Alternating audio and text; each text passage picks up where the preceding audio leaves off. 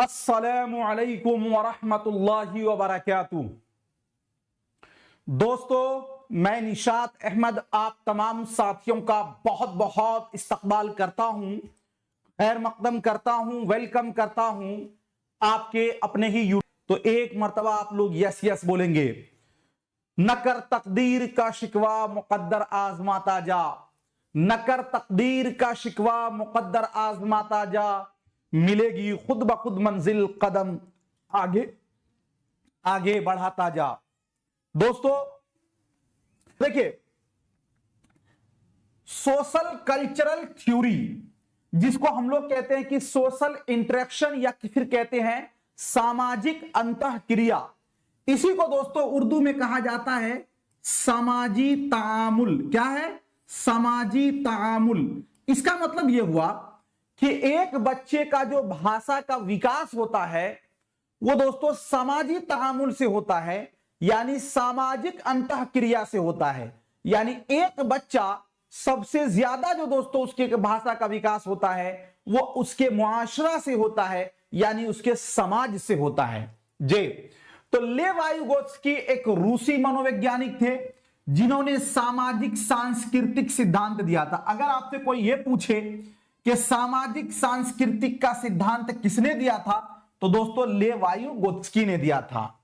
Vygotsky का मानना है कि बच्चे अपने समाज और संस्कृति से अंतःक्रिया करके सीखते हैं, यानी बच्चे का पहले अधिगम होता है और बाद में विकास।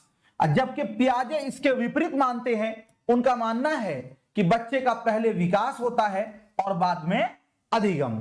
ये दोस्तों लेव वाइगोत्स्की साहब का ये स्टेटमेंट है।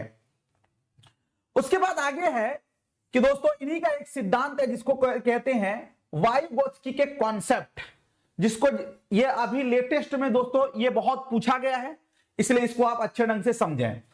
समीपस्थ या फिर समीप का मतलब होता है नजदीक, तो इसी को कहा गया समीपस्थ या फिर निकटस्थ विकास का क्षेत्र। इसी को दोस्तों कहा जाता है जेडपीडी। जेडपीडी क्या है? तो जोन प्रोक्सिमल डेवलपमेंट। डेवलपमेंट का मतलब होता है दोस्तों विकास। ये क्या है? बच्चा स्वतंत्र रूप से और सहायता के साथ क्या कर सकता है कि बीच के अंतर को ही समीपस्थ विकास का क्षेत्र कहते हैं। देखिए, समीपस्थ या निकटस्थ विकास का क्षेत्र यह होता है कि एक बच्चा को जब हम सिखाते हैं वह और एक बच्चा अपने से, इस दोनों के अंदर जो डिफरेंस है, इस दोनों के जो अंतर है, उसी को दोस्तों कहते हैं समीपस्थ विकास का क्षेत्र। समझ गए आप कि बच्चा स्वतंत्र रूप से यानी अकेला या फिर दोस्तों किसी के सहायता से क्या कर सकता है, इसके बीच की जो अंतर है इसको कहते हैं समीपस्थ या फिर विकास के क्षेत्र। ठीक है। दूसरा है दोस्तों इन्हीं का एक सिद्धांत है पाड़ ढांचा या फिर मचान।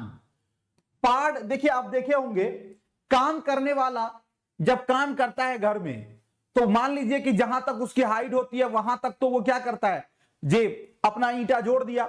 उसके आगे जब उसको बढ़ना होता है तो वो दोस्तों क्या करता है, बगल में एक जीना टाइप का लगाता है। मतलब उसको पूछा जाता है क्या कर रहे हैं, तो वो कहता है कि हम मचान बांध रहे हैं। तो वो मचान क्या करता है, तो मचान की सहायता से ऊपर के काम को वो दोस्तों क्या करता है, पूरा करता है, मुकम्मल करता है। तो गोया कि मचान क्या किया, उसका एक हेल्प किया किस काम में, आगे के काम को मुकम्मल करने में। लेकिन एक किसी घर में उसने मचान जो बांधा, तो क्या वो मचान हमेशा रहेगा उसके अंदर? नहीं। मचान जब जरूरत पूरी हो जाएगी तो मचान दोस्तों ऑटोमेटिकली क्या हो जाता है, खत्म हो जाता है, यानी मचान हमेशा नहीं रहता। तो वही चीज कहा जाता है कि पाड़ ढांचा मचान, इसी को कहते हैं दोस्तों इसका फोल्डिंग। क्या कहते हैं? इसका फोल्डिंग। दोस्तों ध्यान दीजिएगा, वयस्कों द्वारा दी जाने वाली अस्थायी सहायता ही इसका फोल्डिंग कहलाता है।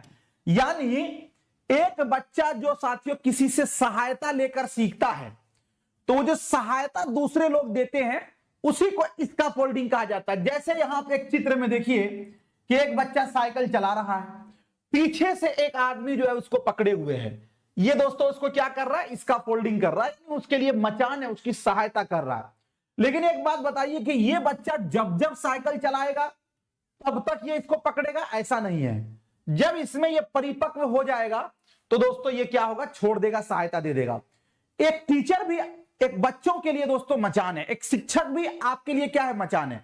हम आपको क्या करते हैं, सहायता देते हैं। कब तक देते हैं, उस वक्त तक जब तक आप सीख न लें, लेकिन आप जिंदगी भर हमसे ही लेंगे सहायता, ऐसा तो नहीं है। तो दोस्तों कह सकते हैं कि इसका फोल्डिंग जो है आपके बड़े दे सकते हैं, आपके मित्र दे सकते हैं, आपके टीचर दे सकते हैं, आपके मां बाप हो सकते हैं, ये सब हो सकते हैं। तो पाठ ढांचा मचान यानी इसका फोल्डिंग वयस्कों द्वारा दी जाने वाली अस्थायी सहायता को क्या कहते हैं, इसका फोल्डिंग कहलाता है। अधिक जानकारी वाला दोस्तों इसको कहते हैं MKO, मोर नॉलेजेबल अदर। अच्छा एक बात बताइए, जो आपको सहायता देगा वो तो जिसको सहायता देगा उससे अधिक जानेगा। तो दोस्तों एक मान लीजिए कि यहां पर एक बच्चा ये साइकिल चला रहा है, तो ये जो साइकिल चला रहा है पीछे से सहायता दिया गया तो उसको तो कहेंगे इसका फोल्डिंग, लेकिन जिसने सहायता दिया इस बड़े आदमी ने, तो इसको कहेंगे दोस्तों MKO, मोर नॉलेजेबल अदर, यानी इससे ज्यादा जानकारी रखने वाला। तो दोस्तों जो इसका फोल्डिंग होता है, जो देता है उस काम को कहते हैं इसका फोल्डिंग, लेकिन जो सहायता आपको देगा उसको कहेंगे MKO यानी कि मोर नॉलेजेबल अदर। जे तो अधिक जानकारी वाला, मोर MKO यानी कि मोर नॉलेजेबल अदर, जो सहायता देता है उसे ही MKO कहा जाता है। और MKO शिक्षक, सहपाठी और माता पिता भी हो सकते हैं। आपके दोस्त हैं, कोई जो क्लासमेट में कोई सबक आपको नहीं समझ में आता, आप उनसे पूछ लेते हैं, तो वो भी आपसे ज्यादा जानना है तो आपको बता देता, तब ना बता दिया, जब आपसे ज्यादा जानता है तो वो भी MKO है। आप दोस्तों कुछ सीखते हैं अपने टीचर से, तो टीचर भी आपके लिए क्या है, MKO है।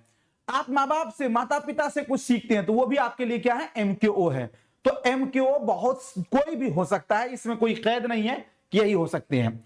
तो दोस्तों यहां तक जो हमने अभी तक जाना वो ये जाना कि पहला दोस्तों कि सामाजिक सांस्कृतिक विकास का सिद्धांत किसने दिया था, वाइगोत्स्की ने। और उसके बाद फिर हम लोगों ने यह जाना कि दोस्तों कि समीपस्थ या निकटस्थ विकास का क्षेत्र, जिसको कि ZPD यानी जोन प्रोक्सिमल डेवलपमेंट कहा जाता है, यह भी दोस्तों इन्हीं का है कि एक बच्चा किसी से सहायता लेकर और स्वतंत्र रूप से दोनों के बीच का जो अंतर है उसी को कहा जाता है दोस्तों समीपस्थ और निकटस्थ विकास का क्षेत्र।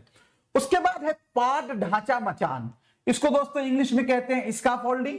और कभी कभी जो है ना आपको इंग्लिश वर्ड को ही हिंदी में लिख दिया जाता है, तो इसलिए इसको याद रखिएगा।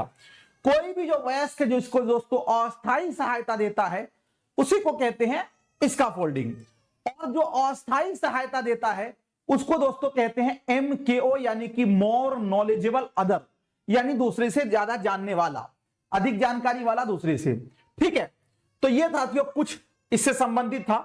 अब जो है इसी से संबंधित कुछ प्रश्न है जो कि इससे पहले 1 नंबर वीडियो में हमने आपको पढ़ाया था कि भाषा अधिगम एवं अर्जन, इससे संबंधित। तो मैंने आपको पढ़ाया था कि दोस्तों अधिगम का माना क्या होता है, अर्जन का माना क्या होता है।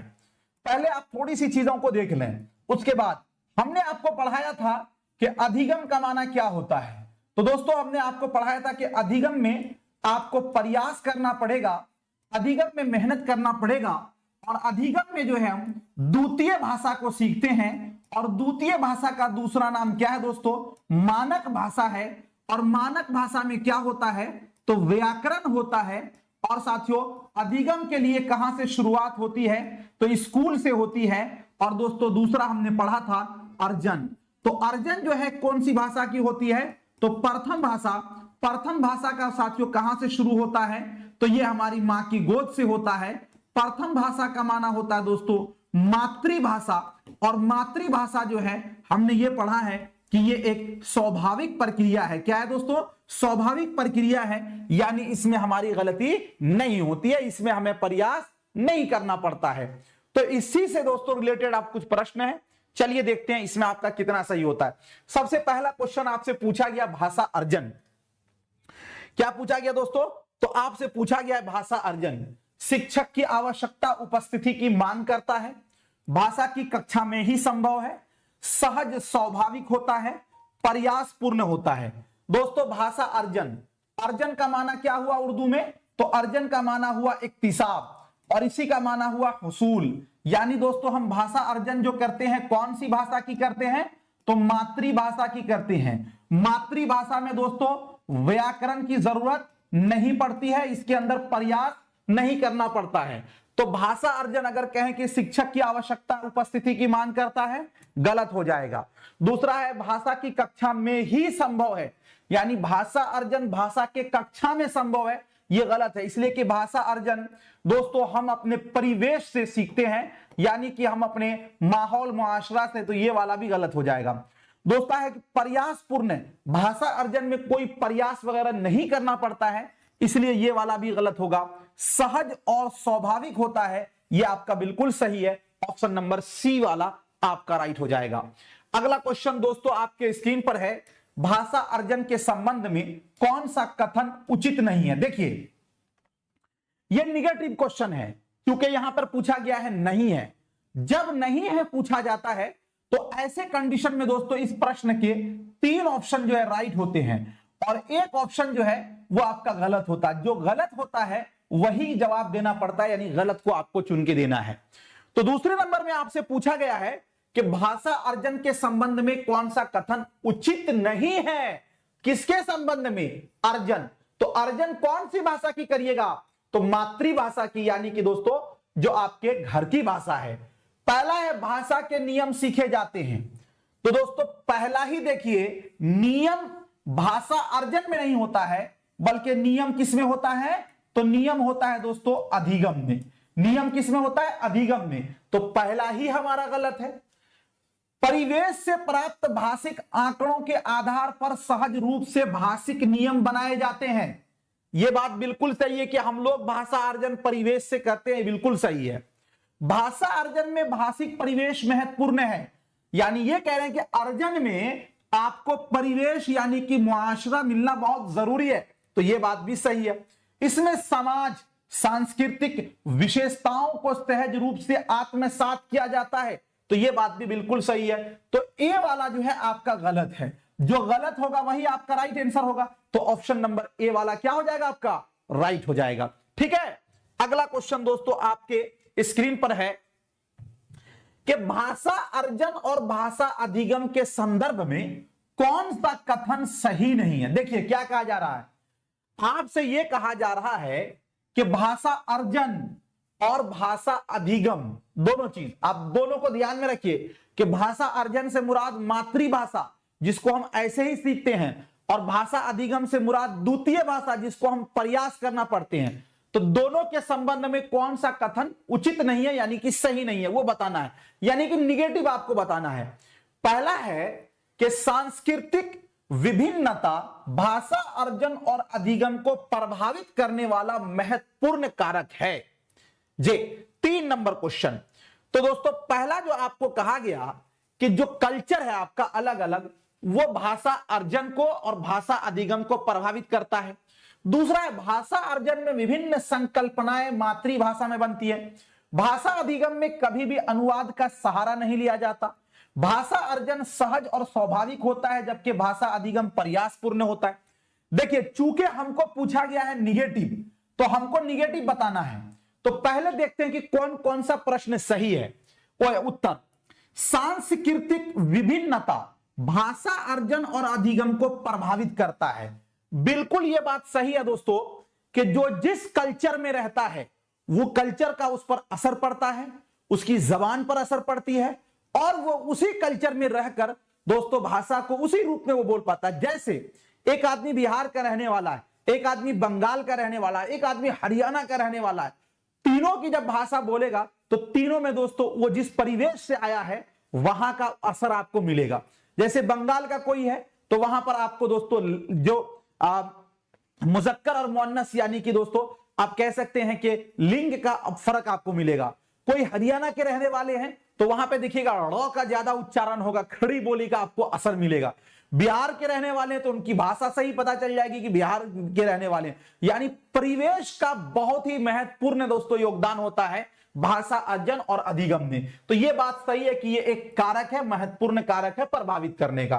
तो जो सही है वो तो होगा नहीं। भाषा अर्जन में विभिन्न संकल्पनाएं मातृभाषा में बनती है। संकल्पना का मतलब क्या होता है भाई? संकल्पना का मतलब होता है सोच। जैसे मान लीजिए कि दोस्तों जब हम सीखते हैं भाषा को, तो जो चीजें हमारे दिमाग में चलती है, जैसे यहीं पर अभी कुछ चीजें आपके दिमाग में चल रही होगी, तो क्या जो चीज आपके दिमाग में चल रही है वो अंग्रेजी में चल रही है? वो चीज वो आपके मातृभाषा में चलती है। तो जो अलग अलग संकल्पना है वो दोस्तों मातृभाषा में बनती है। ये बात बिल्कुल सही है। भाषा अधिगम में कभी भी अनुवाद का सहारा नहीं लिया जाता। अधिगम का मतलब होता है दोस्तों आमोजिश, यानी द्वितीय भाषा। तो कहा जा रहा है कि उसमें अनुवाद यानी ट्रांसलेट का सहारा नहीं लिया जाता। यह बात तो गलत है। जब हम दोस्तों द्वितीय भाषा को पढ़ते हैं और जब हमको नहीं समझ में आता है तो उसको मातृभाषा में समझने की कोशिश करते हैं ना। तो जैसे कि हम आपको बताएं कि अधिगम, तो कुछ लोगों को अधिगम नहीं समझ में आया तो उसको उर्दू में समझाया आमोजिश, तो ये चीज समझ में, तो अनुवाद तो करना ही होगा। तो ये बात कहना कि भाषा अधिगम में कभी भी अनुवाद का सहारा नहीं लिया जाता, ये गलत है। और जो गलत होगा वही होगा सही, इसलिए कि नहीं पूछा गया है। तो दोस्तों ऑप्शन नंबर सी वाला आपका राइट हो जाएगा। आगे देखिएगा, भाषा अर्जन सहज और स्वाभाविक होता है जबकि भाषा अधिगम प्रयासपूर्ण होता है। यानी ये कह रहे हैं कि जो भाषा अर्जन है ये दोस्तों एक नेचुरली होता है, ऑटोमेटिकली हो जाता है। तो बिल्कुल सही बात है। हम घर की भाषा जैसे जैसे बच्चा बड़ा होता है वो सीख जाता है, कोई मेहनत नहीं करनी पड़ती है, और जबकि अधिगम के लिए प्रयास करना होता है। ये बात भी बिल्कुल सही है। तो हमारा जो है ऑप्शन नंबर सी वाला दोस्तों आपका राइट हो जाएगा। चलिए अगला क्वेश्चन आपके स्क्रीन पर है कि प्राथमिक स्तर पर बच्चों को भाषा सिखाने का सर्वोपरि उद्देश्य है। यानी यह कहा जा रहा है कि बच्चों को जो हम स्टार्टिंग में भाषा सिखाते हैं उसका उद्देश्य यानी उसका मकसद क्या है। पहला ऑप्शन है कि मुहावरे लोकोक्तियों का ज्ञान प्राप्त करना। लोकोक्तियों का मतलब होता है जरबुल मतल, यानी हमारा मकसद यह है बच्चों को कि वो मुहावरा और जरबुल मतल का खूब उसको ज्ञान हो जाए। दूसरा है कहानी कविताओं को दोहराने की कुशलताओं का विकास करना। हम बच्चे को प्राथमिक लेवल पर इसलिए भाषा सिखाते हैं कि वो कहानी कविता को दोहराए, उसके कुशलताओं का विकास हो। अच्छा, इसलिए तेज प्रवाह के साथ पढ़ने की योग्यता का विकास करना। हम बच्चे को भाषा इसलिए सिखाते हैं ताकि बच्चा जो है खूब तेज फर्राटेदार पढ़े। अच्छा, इसलिए सिखाते हैं क्या? अपनी बात को दूसरों के समक्ष अभिव्यक्त करने की कुशलता का विकास करना। अभिव्यक्त का मतलब होता है दोस्तों जाहिर करना, यानी कि अपनी बात को दूसरों के सामने रखना, इसी को बोलेंगे अभिव्यक्त। तो दोस्तों अगर आप देखेंगे इस सभी में, तो बच्चों को प्राथमिक लेवल पर इसलिए भाषा नहीं सिखाया जाता कि वो मुहावरे और लोकोक्तियों का ज्ञान प्राप्त हो, यह मकसद नहीं होता है। कहानी कविताओं को दोहराने की कुशलताओं का विकास ये नहीं होता है। तेज प्रवाह के साथ पढ़ने की योग्यता का नहीं, बल्कि कि बच्चे को भाषा इसलिए सिखाया जाता है कि वो अपनी बात को दूसरों के सामने अच्छे ढंग से रख पाए। चूंकि कुशलता का विकास नहीं बोलते अरे तुम इतना पढ़ लिख लिए हो, बोलने की तमीज नहीं है। यानी बोलने की तमीज का मतलब क्या हुआ कि तुम अपनी बात को सही ढंग से रख भी नहीं पाते हो। तो दोस्तों कहा जाता है कि पढ़ाया लिखाया इसीलिए जाता है ताकि आप अपनी बात को अच्छे ढंग से किसी के पेश सामने रख सकें। तो ये दोस्तों इसका मकसद होता है, इसीलिए ऑप्शन नंबर डी वाला आपका राइट हो जाएगा। अगला क्वेश्चन 4 नंबर में है, कक्षा 1 के बच्चे अपने ... एवं ... से प्राप्त बोलचाल की भाषा को अनुभव से विद्यालय आते हैं। दोस्तों घर परिवार पड़ोसी, घर परिवार परिवेश, घर परिवार स्कूल, घर परिवार टीवी। यहां पर आप देखेंगे कहा जा रहा है कि कक्षा 1 का जो बच्चा है वो क्या चीज से और क्या चीज से, एवं का मतलब और, क्या चीज से प्राप्त बोलचाल की भाषा के अनुभव से विद्यालय आते। एक बच्चा जो घर से आता है दोस्तों, तो सबसे पहले वो क्या चीज से, यहां पे देखिएगा आप, इसमें भी घर परिवार है, यहां भी घर परिवार है, यहां भी घर परिवार है, यहां भी घर परिवार है। गोया के पहले नंबर में आपका क्या रखाएगा? घर परिवार। सही बात है कि दोस्तों बच्चा जो है वो अपने घर परिवार से ही भाषा को ये करके आता है। उसके बाद देखिएगा यहां पर पड़ोसी, तो एक कक्षा क्लास का बच्चा, उसकी उम्र कितनी होगी, बहुत कम होगी, तो जाहिर सी बात है वो अपने परिवेश होगा, न कि पड़ोसी होगा। स्कूल तो होगा ही नहीं, अच्छा टीवी भी नहीं होगा, ये वाला भी कट जाएगा, तो हमारा होगा परिवेश। तो अब इसका ये हो गया कि कक्षा 1 के बच्चे अपने घर परिवार एवं परिवेश, क्या होगा दोस्तों, परिवेश का मतलब मुआशरा यानी समाज से प्राप्त बोलचाल की भाषा से अनुभव होकर विद्यालय आते हैं। ये बात सही है, तो ये कहां पर आपका ऑप्शन नंबर बी वाला में राइट हो जाएगा। चलिए अगला क्वेश्चन दोस्तों आपके स्क्रीन पर है, कोई भी भाषा किसी भी लिपि में लिखी जा सकती है, इस कथन पर आपकी क्या राय है। यह बिल्कुल संभव नहीं है, यह बहुत हद तक संभव है। हर भाषा की अपनी लिपि होती है, भाषा और लिपि के बीच एक सीधा संबंध है। क्या क्वेश्चन हमसे पूछा गया है कि कोई भी भाषा को किसी भी लिपि में लिखी जा सकती है। दोस्तों लिपि का मतलब क्या होता है, स्क्रिप्ट, यानी जैसे इंग्लिश भाषा का लिपि रोमन, हिंदी भाषा का लिपि दोस्तों तो देवनागरी, उर्दू भाषा का लिपि तो साथियों फारसी, यानी जिसको हम लोग रस्मुल खत कहते हैं। तो हम ये कहते हैं कि किसी भी भाषा को किसी भी लिपि में लिखा जा सकता है।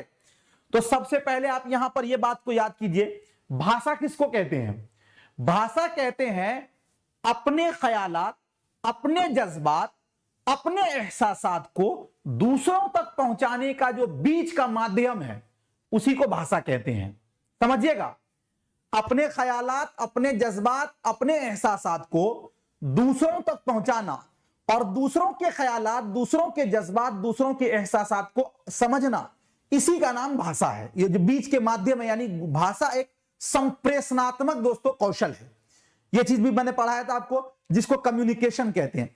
अब हमसे यह कहा गया कि किसी भी भाषा को किसी भी लिपि में लिखी जा सकती है। तो अब जैसे देखिए दोस्तों, हम आपको यह लिखें कि पानी ले आओ, एक बात समझिएगा, पानी ले आओ, तो अब इसका मतलब क्या हुआ कि आप कहिएगा पानी ले आओ, यानी पानी लाने का मतलब। इसी को दोस्तों हम जो लिखा, अभी जो हमने लिखा है, तो किस लिपि में लिखे हैं इसको, तो आप कहेंगे कि सर इसको लिखे हैं आपने देवनागरी में। किसमें, देवनागरी में। अच्छा, इसी को दोस्तों अगर हम इस तरह लिख दें कि पानी लाइए, पानी लाइए, तो अब ये किस लिपि में हमने लिखा, तो आप कहिएगा सर इसको लिखे हैं आपने फारसी लिपि में। इसी को दोस्तों हम लिख दें कि वाटर, वाटर ले आइए, जैसे हम लोग व्हाट्सएप पर लिखते हैं ना जे, तो अब हमने किस लिपि में लिखा दोस्तों, तो आप कहिएगा सर कि इसको रोमन लिपि में आपने लिखा है। तो एक बात बताइए, इस सभी का पहला जो हमने लिखा है पानी ले आओ देवनागरी में, इसका माना अलग हो गया। पानी ले आइए दोस्तों उर्दू में, क्या इसका माना अलग हो गया। वाटर ले आइए, क्या इसका माना अलग हो गया। हमने 3 लिपि का यूज किया, लेकिन सबका अर्थ एक ही है। क्योंकि भाषा कहते हैं अपने ख्यालात, अपने जज्बात, अपने एहसासात को दूसरों तक पहुंचाना। हाँ, किसी भी लिपि में हो, ऐसा नहीं है कि हिंदी में हो, इंग्लिश में हो, उर्दू में हो, किसी में भी हो तो वो भाषा है। तो दोस्तों इससे यह पता चला कि हम किसी भी भाषा को किसी भी लिपि में लिख सकते हैं। क्या, किसी भी भाषा को किसी भी लिपि में लिख सकते हैं। तो कोई भी भाषा किसी भी लिपि में लिखी जा सकती है। इस कथन पर आपकी क्या राय है। यह बिल्कुल संभव नहीं है, यह गलत है। यह बहुत हद तक संभव है। जैसे यहां मैंने बताया तीनों का अर्थ एक ही है ना, तो यह बी वाला, हर भाषा की अपनी लिपि होती है। यह बात सही है कि हर भाषा, जैसे हिंदी का लिपि दोस्तों तो देवनागरी, यह बात भी सही है। लेकिन इससे बेस्ट ऑप्शन जो है आपका ऑप्शन नंबर बी वाला है। अगला जो है, हर भाषा, ये सी में भाषा और लिपि के बीच एक सीधा संबंध है, इससे बेस्ट आपका ऑप्शन बी होगा। इसीलिए इस क्वेश्चन का जो है ऑप्शन नंबर दोस्तों बी वाला आपका राइट हो जाएगा। ठीक है, चलिए अगला क्वेश्चन आपके स्क्रीन पर है, भाषा सीखने सिखाने के लिए क्या अनिवार्य है। अनिवार्य का मतलब होता है कि भाषा सीखने और सिखाना, एक होता है सीखना और एक होता है सिखाना। तो सीखेंगे तो खुद से, लेकिन सिखाएंगे तो दूसरों को सिखाएं। इस दोनों के लिए क्या जरूरी है, भाषा की पाठ्य पुस्तक की उपलब्धता, समृद्ध भाषा परिवेश की उपलब्धता, हिंदी भाषा की लिखित परीक्षा, भाषा की दृश्य श्रव्य सामग्री की उपलब्धता। सबसे पहले जो हार्ड वर्ड है उसको आप समझ लीजिए दोस्तों यहां पर कहा गया कि हमको भाषा सीखना, तो ऐसा तो नहीं कहा गया कि इसमें हिंदी भाषा, तो यहां पे करा हिंदी भाषा की लिखित परीक्षा, तो ये तो गलत हो जाएगा। इसमें यह कहा गया कि भाषा, तो भाषा तो इंग्लिश भी हो सकता है, हिंदी भी, उर्दू भी, कोई भी भाषा हो सकता है, तो ये वाला तो आपका गलत है। उसके बाद दोस्तों कहा यह जा रहा है कि भाषा सीखने सिखाने के लिए क्या अनिवार्य है, तो कह रहा है कि भाषा की दृश्य श्रव्य सामग्री की उपलब्धता। दृश्य श्रव्य, दृश्य का मतलब होता है देखना और श्रव्य का मतलब होता है सुनना। जैसे अभी आप हमको देख और सुनकर पढ़ रहे हैं, सीख रहे हैं, जैसे आप हमसे YouTube पर देखकर और पढ़कर, तो क्या चीज से देख और पढ़ रहे हैं दोस्तों? मोबाइल से। तो मोबाइल आपका क्या होगा? दृश्य भी होगा, और मोबाइल क्या होगा आपका? श्रव्य सहायक सामग्री होगा। तो क्या भाषा सीखने के लिए यही जरूरी है, इसके अलावा और कोई चीज जरूरी नहीं है? ऐसा नहीं है दोस्तों। भाषा की पाठ्य पुस्तक की उपलब्धता, अगर आपके पास भाषा का केवल पाठ्य पुस्तक हो जाए, केवल किताब हो जाए, तो क्या आप भाषा सीख लेंगे? अगर ऐसा होता तो सारा आदमी जिंदगी में 1000 का किताब खरीद लेता, वो भाषा सीख लेता। ऐसा नहीं है, बल्कि दोस्तों समृद्ध भाषा परिवेश की उपलब्धता। आपको भाषा सीखने के लिए भाषा का अच्छा परिवेश, चूंकि समृद्ध लिखा हुआ है, तो समृद्ध का मतलब यह हुआ कि एक खुशगवार, इसका उर्दू अगर आप करेंगे, खुशगवार जबान का माहौल, खुशगवार जबान का माहौल। अब जबान का माहौल इसलिए कि दोस्तों हमको जबान सीखना है, तो जो चीज सीखना है उसका हमको एक अच्छा माहौल चाहिए, अच्छा परिवेश चाहिए, तभी हम उसको सीख पाएंगे। तो इसीलिए ऑप्शन नंबर बी वाला आपका क्या हो जाएगा? राइट हो जाएगा। ऑप्शन नंबर बी वाला आपका क्या हो जाएगा? राइट हो जाएगा। ठीक है, चलिए अगला क्वेश्चन दोस्तों आपके स्क्रीन पर है कि भाषा का अस्तित्व एवं विकास डॉट डॉट के बाहर नहीं हो सकता। यानी भाषा का विकास कैसे हो सकता है? परिवार, साहित्य, समाज और विद्यालय। क्या होगा दोस्तों 8 नंबर क्वेश्चन का? चलिए बताइए राइट आंसर क्या होगा। दोस्तों देखिए क्या कह रहा है कि भाषा का अस्तित्व एवं विकास। मैंने आपको बताया कि भाषा के विकास में, डेवलपमेंट में सबसे ज्यादा जो दोस्तों महत्वपूर्ण कारक है वो कौन है? समाज। समाज क्या होगा दोस्तों? समाज। तो आपका यहां पर क्या होगा? समाज हो जाएगा। तो ऑप्शन नंबर सी वाला आपका राइट हो जाएगा। विद्यालय नहीं, अरे पहले समाज है तब विद्यालय है। अगर समाज ठीक नहीं है तो विद्यालय ही नहीं कायम होगा जी। चलिए अगला क्वेश्चन दोस्तों आपके स्क्रीन पर है कि भाषा और लिपि के संदर्भ में कौन सा कथन सही है? आपको यह पूछा गया है। अब इसके अनुसार जो है ना, वो जो क्वेश्चन था वहां पर सही नहीं है पूछा गया था जी। चलिए भाषा और लिपि के संदर्भ में कौन सा कथन सही है? पहला है दोस्तों, एक भाषा विशेष को एक लिपि विशेष में लिखा जा सकता है। दूसरा है दोस्तों जे, भाषा की समृद्धि के लिए केवल लिपि ही उत्तरदायी है। किसी भी भाषा को किसी भी लिपि में लिखा जा सकता है। प्रत्येक भाषा की एक निश्चित लिपि होती है। देखिए हमको क्या पूछा गया है? भाषा और लिपि के संदर्भ में कौन सा कथन सही है, हमको जो राइट है वो बताना है। तो अगर हम ये कहते हैं कि एक भाषा विशेष को एक लिपि विशेष में ही लिखा जाता है, यानी एक भाषा को केवल एक ही लिपि में लिखेंगे, तो ये गलत हो जाएगा। अभी मैंने आपको समझाया, तो ये नहीं होगा हमारा।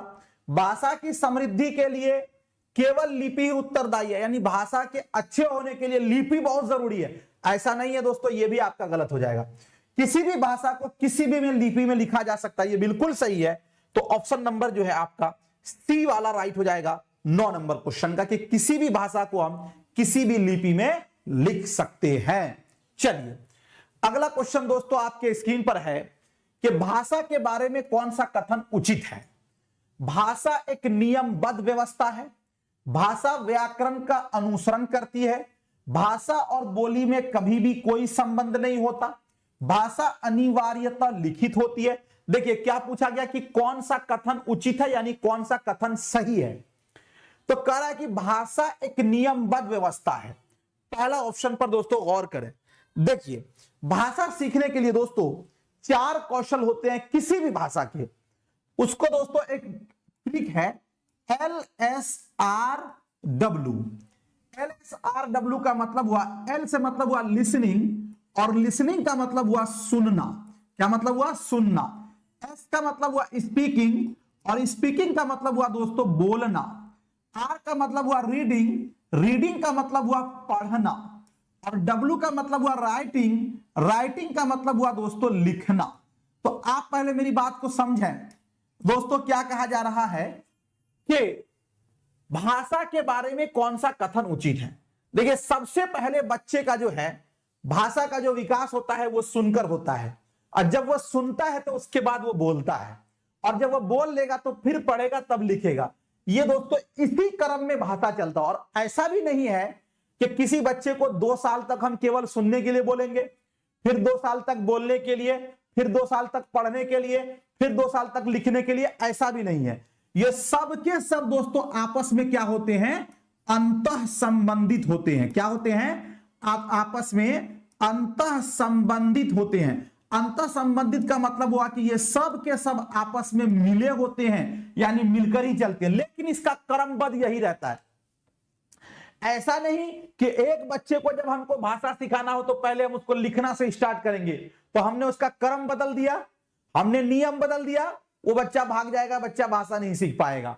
एक बच्चे को अगर हमको भाषा सिखाना तो पहले पढ़ना से स्टार्ट कर दिए कि नहीं हम तो पढ़ाकर पहले सिखाएंगे, तो वो नियम बदल गया, वो भाग जाएगा उसके साथियों।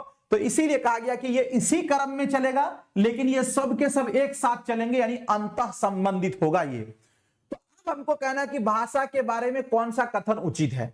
भाषा एक नियमबद्ध व्यवस्था है। नियमबद्ध का मतलब हुआ कि इसी क्रम में चलेगा, तो ये बात बिल्कुल सही है। भाषा व्याकरण का अनुसरण करती है। अनुसरण का मतलब होता है नकल करना। तो दोस्तों अगर ये कहा जाए कि भाषा जो है व्याकरण का, जी नहीं, भाषा आपकी जरूरत के लिए है, न कि व्याकरण जी, तो ये आपका गलत हो जाएगा। भाषा और बोली में कभी भी कोई संबंध नहीं है। हमने आपको बताया था कि दोस्तों बोली जो है, जो लोग बोलते हैं छोटे छोटे गिरोह में, छोटे छोटे खित्ते में, वो बोली है। और जब वही बोली डेवलप कर जाता है तो दोस्तों वो भाषा कहलाता है। और मैंने आपको बताया था कि बोली जो होता है ये आपका क्या होता है, तो मौखिक होता है दोस्तों, यानी मुंह जबानी। और जबकि भाषा जो है ये आपका क्या होता है दोस्तों, तो भाषा जो है ये आपका लिखित होता है, यानी कि तहरीरी शक्ल में। तो ये कहना कि भाषा और बोली में कोई संबंध नहीं है, ये आपका गलत हो जाएगा। भाषा अनिवार्यतः लिखित होती है, ये कहना कि भाषा लिखित ही होती है अनिवार्यता का मतलब ये गलत हो जाएगा।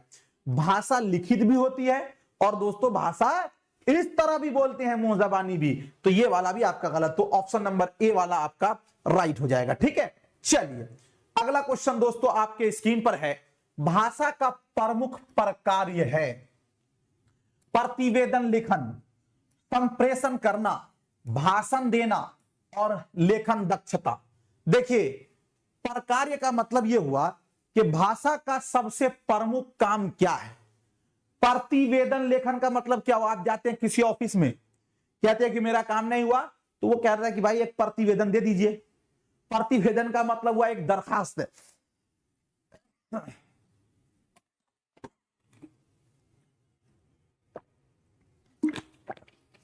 तो एक बात बताइए, भाषा का सबसे प्रमुख काम यही है कि दरखास्त लिखना, गलत हो जाएगा। अच्छा, भाषा का प्रमुख प्रकार्य यह है कि भाषण देना।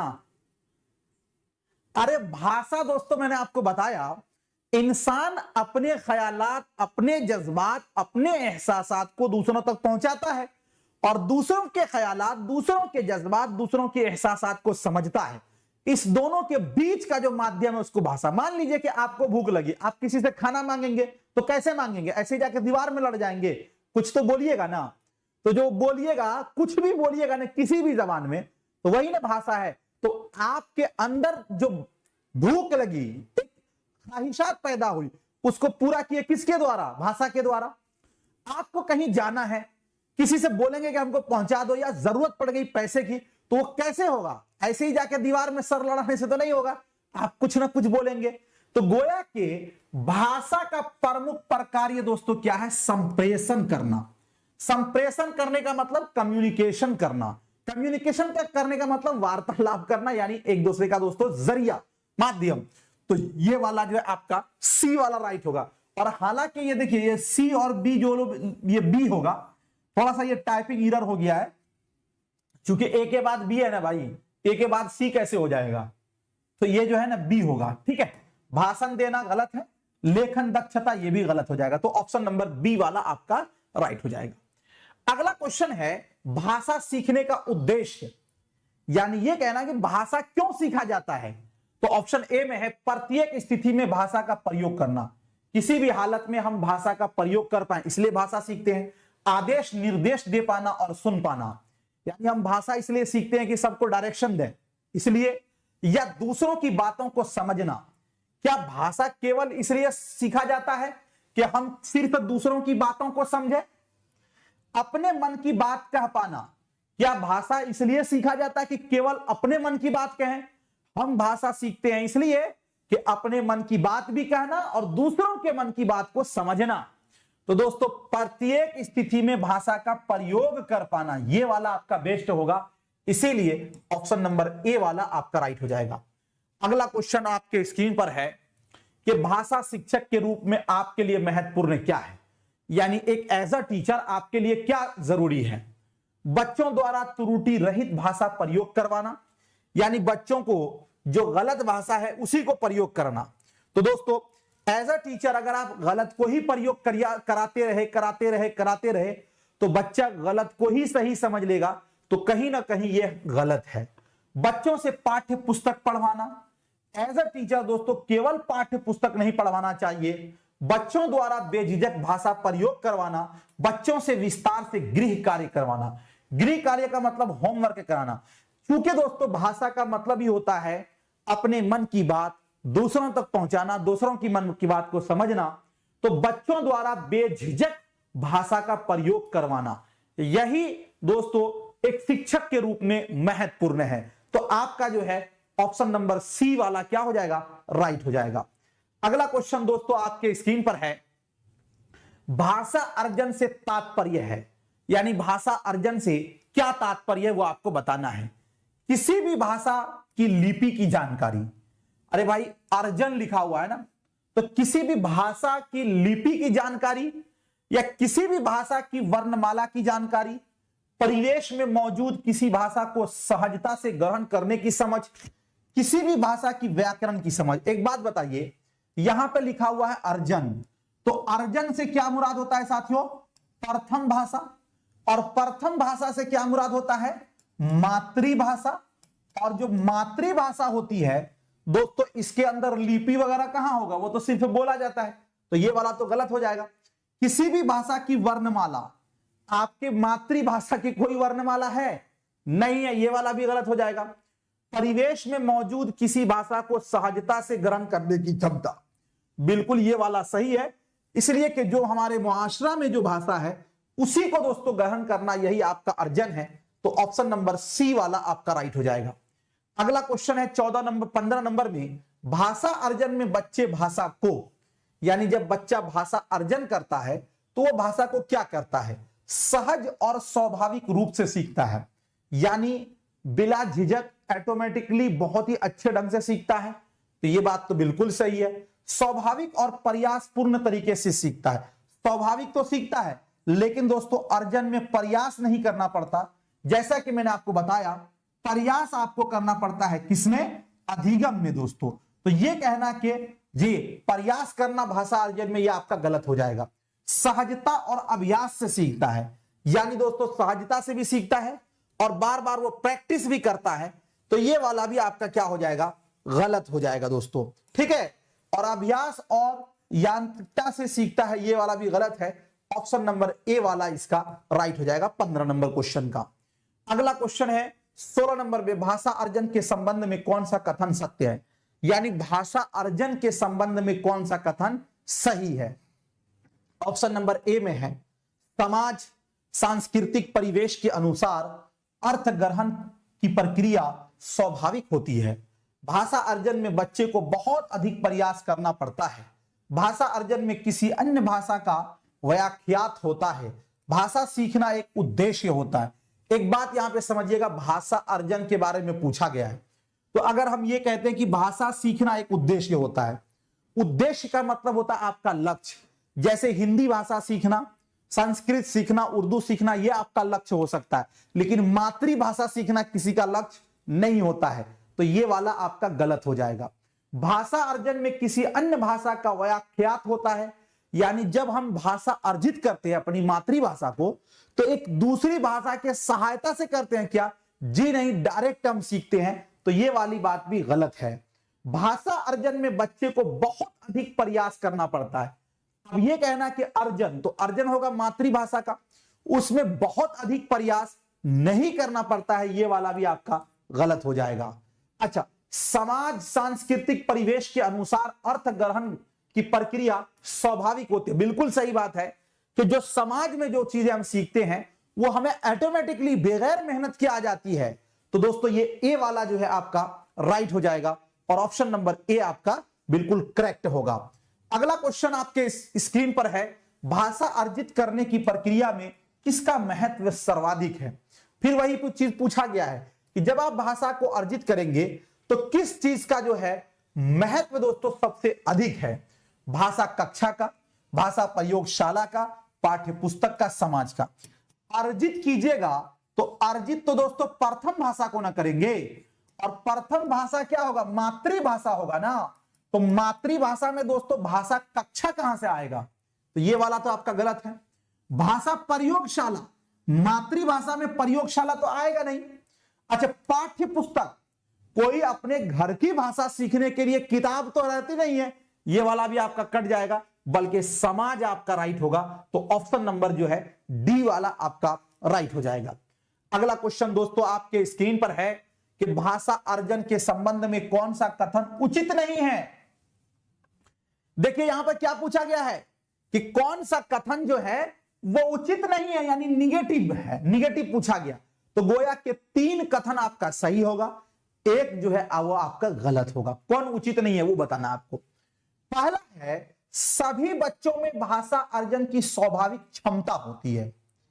भाई हमने पढ़ा है कि नोम चॉम्स्की साहब, लेवाई-गोत्स्की साहब ने, अभी तो हमने पढ़ा है लेवाई-गोत्स्की का बारे में सामाजिक अंतःक्रिया का सिद्धांत, लेकिन नोम चॉम्स्की साहब ने कहा था कि हर बच्चा के अंदर एक लैन होता है, यानी हर बच्चा के अंदर भाषा सीखने की क्षमता जन्मजात होती है। तो यह बात कहना कि सभी बच्चों में भाषा अर्जन की स्वाभाविक क्षमता होती है, यानी हर बच्चा भाषा सीख सकता है, तो यह बात बिल्कुल सही है। भाषा अर्जन के लिए नियम सिखाए जाते हैं। अरे जब अर्जन है तो अर्जन से मुराद होगा प्रथम भाषा, तो प्रथम भाषा के लिए तो कोई नियम नहीं सिखाया जाता है, ये वाला तो आपका गलत है, और जो गलत है वही बताना होगा। तो गोया कि इसका आंसर जो है वो ऑप्शन नंबर बी वाला आपका राइट हो जाएगा। भाषा अर्जन को सहज बनाने के लिए समृद्ध भाषिक परिवेश होना चाहिए, यानी भाषा अर्जित को अच्छा बनाने के लिए एक अच्छा माहौल का होना बहुत जरूरी है। तो यह बात भी बिल्कुल सही है। बिना विद्यालय गए भाषा अर्जन संभव है। दोस्तों एक आदमी जिंदगी में कभी भी विद्यालय नहीं गया, जैसे कि हमारे आपके समाज में बहुत सारे लोग मिलेंगे बूढ़े, तो क्या वो भाषा अर्जित नहीं कर पाए? क्या वो अपने परिवेश का भाषा नहीं बोल पाए? बिल्कुल बोल पाए। भाषा अर्जन के लिए विद्यालय जाए या न जाए दोस्तों, आप भाषा अर्जित कर लेंगे। तो यह बात भी सही है, लेकिन बी वाला गलत है, बी सही होगा, क्योंकि यहां पर पूछा गया है निगेटिव। तो निगेटिव में जो आपका आंसर दोस्तों जो गलत होगा उसी को बताना है, तो ऑप्शन नंबर बी वाला आपका राइट हो जाएगा। अगला क्वेश्चन आपके स्क्रीन पर है, भाषा अर्जित करने के संदर्भ में कौन सा कथन उचित नहीं है? फिर वही पूछा गया है, अर्जित करने के संदर्भ में कौन सा कथन उचित नहीं है? तो दोस्तों पहला है कि यह एक सहज प्रक्रिया है। तो यह बात बिल्कुल सही है कि यह एक सहज प्रक्रिया है, यह एक स्वाभाविक प्रक्रिया, यह बात भी सही है। बच्चे भाषा के नियमों का आत्मसात करते हैं, बच्चों को नियम बनाना सिखाया जाता है। दोस्तों 19 नंबर क्वेश्चन को पहले आप समझ लीजिए। बच्चे भाषा के नियम को आत्मसात करते हैं। आत्मसात करने का मतलब क्या हुआ कि बच्चे के मन में जो बात चल रही है वो उसके दोस्तों अर्जित करता है, यानी वो अपने मन की बात को अपने भाषा में करता है। तो ये बात भी बिल्कुल सही है, लेकिन बच्चों को नियम बनाना सिखाया जाता है, तो नियम दोस्तों इसके अंदर नहीं होता है, ये निगेटिव है। तो इसीलिए आपका ऑप्शन नंबर जो है डी वाला राइट हो जाएगा। अगला क्वेश्चन दोस्तों आपके स्क्रीन पर है कि प्राथमिक स्तर की शिक्षा में संप्रेषण का माध्यम डॉट डॉट ही होना चाहिए, क्योंकि इसकी भाषा में ही बच्चों का मस्तिष्क सबसे पहले क्रियाशील होता है। दोस्तों अंग्रेजी मातृभाषा, प्रदेश की भाषा हिंदी भाषा, मतलब यह हुआ कि जब हम बच्चे को प्राथमिक स्तर पर पढ़ाएं तो संप्रेषण का माध्यम, संप्रेषण का मतलब यानी कम्युनिकेशन का माध्यम, यानी जब हम बोलेंगे तो किस भाषा में बोलेंगे, संप्रेषण का मतलब वही समझ लीजिए ना कि बोलना। तो दोस्तों प्राथमिक स्तर पर जब बच्चे को हम बोलेंगे तो मातृभाषा में बोलेंगे, क्योंकि मातृभाषा से बच्चे का क्या होता है, एक लगाव होता है। बच्चे मातृभाषा में जल्दी सीखते हैं, क्योंकि बच्चे जो है मातृभाषा बोलने के लायक होते हैं। तो इसीलिए दोस्तों आपका ऑप्शन नंबर बी वाला आपका राइट हो जाएगा।